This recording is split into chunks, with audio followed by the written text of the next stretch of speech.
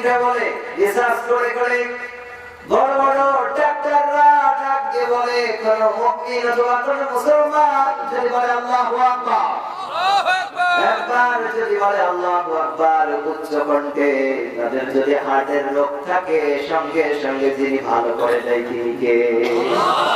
এতে জোরে বলেন আল্লাহু আকবার। আমার প্রিয় ভাইরা, আমাদের হার্ট দুর্বল থাকলে হবে না, আমাদের ঈমান দুর্বল থাকলে হবে না।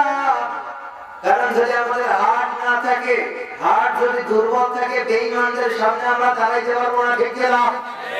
আর যদি ঈমান দুর্বল থাকে, আমরা বেঈমানদের কাছে কখনো টিকতে পারবো না। আমাদের কোনো অস্ত্র নাই, আমাদের কোনো পারমাণবিক বোমা নাই, আমাদের কোনো কিছুই নাই, আমাদের একটাই সম্পদ আছে, সেই সম্পদটার নাম হলো আল্লাহু আকবার।